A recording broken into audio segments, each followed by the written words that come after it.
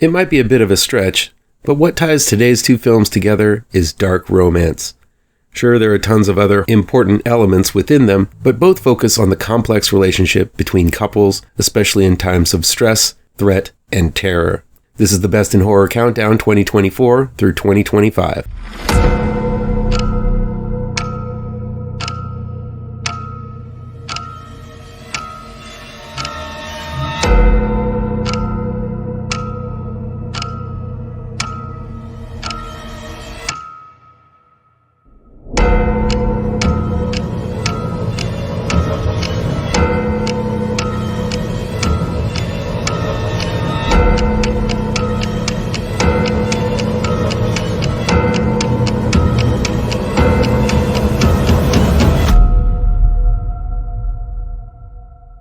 At number 26 is Alma and the Wolf.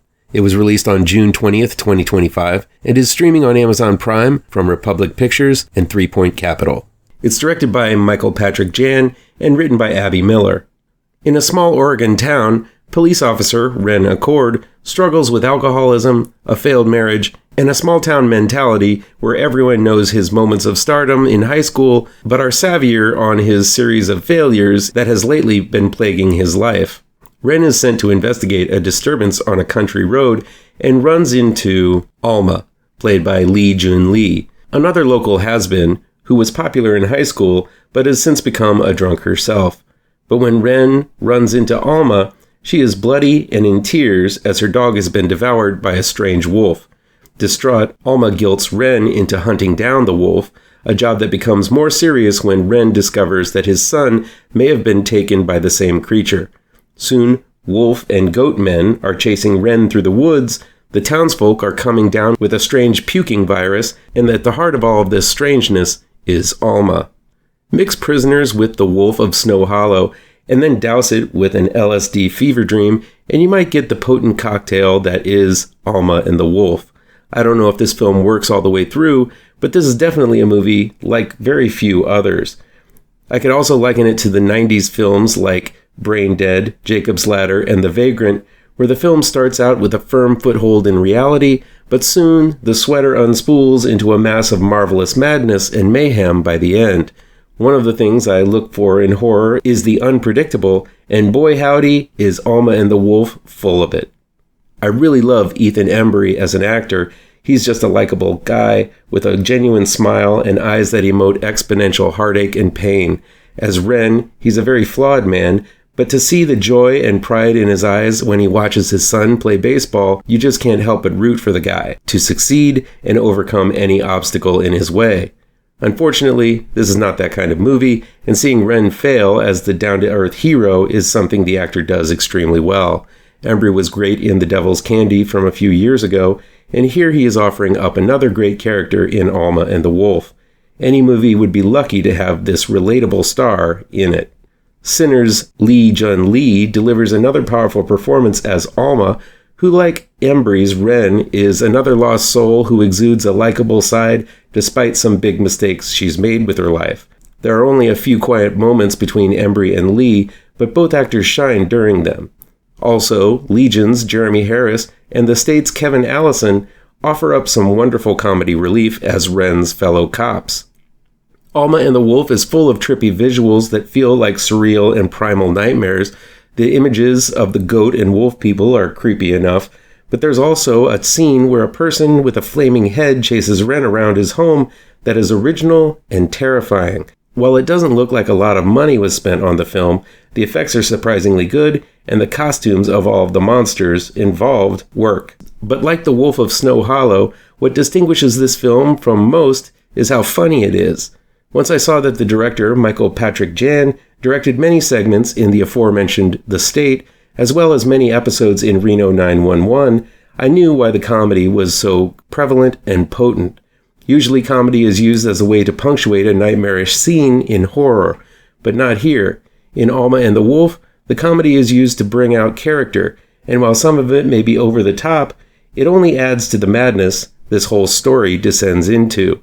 I seriously laughed out loud numerous times at some throwaway lines from these likable and memorable characters that made them worth investing in. Alma and the Wolf devolves into absolute madness by the end. There's a development that may turn off more concrete thinkers, but from the way the world around Ren was crumbling, it all ends in a way that made sense to me. I really liked the film, and the ending took me a bit to warm up to, as it uses a trope that usually infuriates me. Still, for me, it was the horrifying imagery, the unconventional humor, and the wonderful performances that stood out to me in Alma and the Wolf. Be sure to trip out with this one. Worth noting this time around is a strange flick from the UK that also deals with some complex ties between one man and one woman, and how a videotape can twist and warp their love for one another. Worth noting is Custom. It was released on August 19th, 2025, and is streaming on Amazon Prime from Oblique Films and Paranoid Android Films. It's written and directed by Tiago Teixeira. Harriet, played by Abigail Hardingham, and Jasper, played by Rowan Polanski, are a desperate couple who produce custom erotic films for paying customers. The couple come in contact with a high-paying client through a sleazy middleman named Bishop, played by Brad Moore. The buyer wants them to perform a sexual ritual, no questions asked.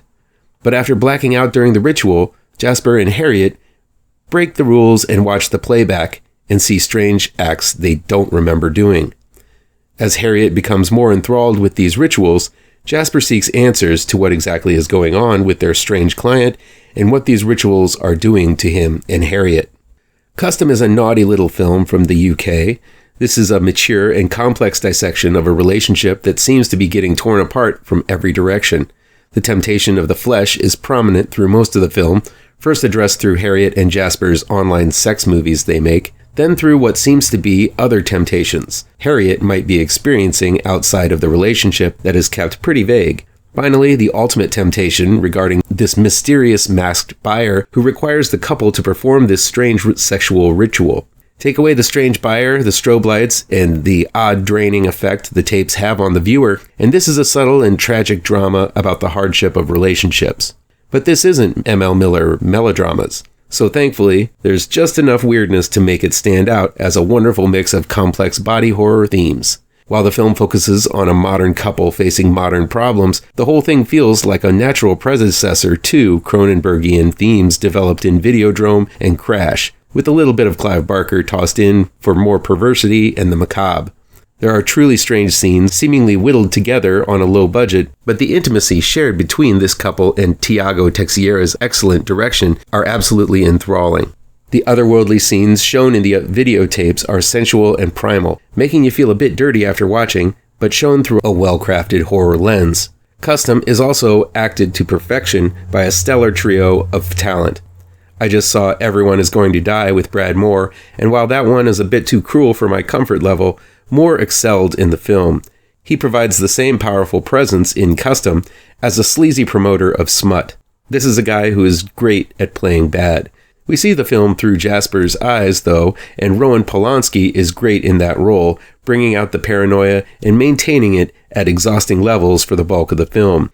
But it is Abigail Hardingham that shines brightest here. I saw her in the underseen ghost story Nina Forever, but here she delivers a sensual yet surprisingly fragile performance as Harriet. Hardingham is unbelievably sexy in the role and makes every scene sweat and ache.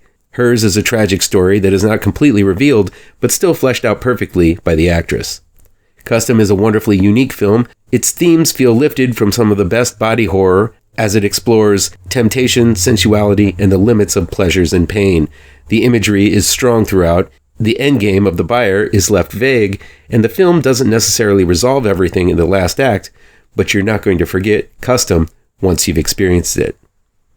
As always, feel free to agree, disagree, or how about you play along at home and give me your own picks for your own favorite movies of the year. It's October, so let's talk horror. Come back tomorrow for the next level in the Best in Horror Countdown. Be sure to hit all of those pertinent bells and whistles down below, and you'll never miss a post. Happy Halloween, folks.